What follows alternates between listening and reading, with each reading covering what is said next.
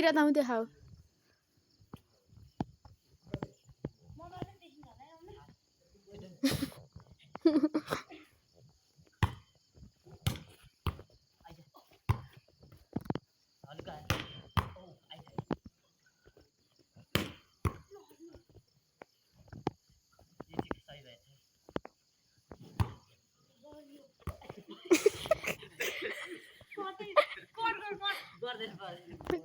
ए लडेकै हालिदिनुपर्छ viral हुन्छ